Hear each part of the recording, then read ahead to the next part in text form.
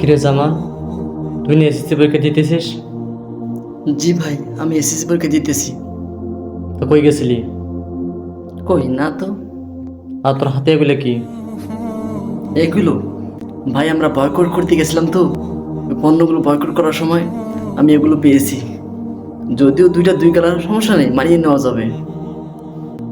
এগুলো বয়কট করতেছিলাম তো, ওখান থেকে নিয়ে আসছি।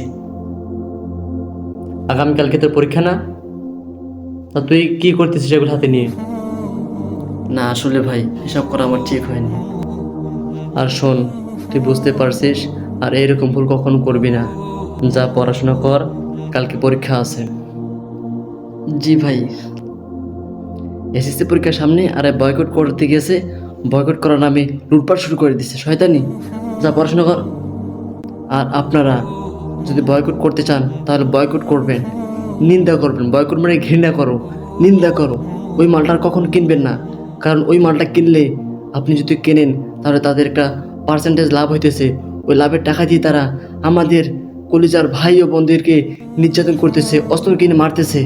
আসুন আমরা ওই সমস্ত পণ্য বয়কট করি, এবং বয়কট করার পাশাপাশি আমরা লুটপাট করব না, লুটপাট করা বন্ধ করে দিই। আসুন আমরা ব্যবসায়ী ভাই ও বন্ধুদেরকে বুঝাই যে ভাই, আপনারা এই সমস্ত পণ্য বিক্রি করিয়েন না। এই সমস্ত পণ্য বিক্রি করলে আমরা আপনাদের দোকানে আর বেচা বিক্রি করব না। আসুন আমরা বয়কট করি, লুটপাট নয়। ভিডিওটি ভালো লাগলে অবশ্যই শেয়ার করে সকলকে সতর্ক বাণী হিসাবে ভিডিওটা শেয়ার করে দিবেন, যাতে সকলে দেখতে পারে, বুঝতে পারে, জানতে পারে। আমার ভিউ হবে এজন্য নয়।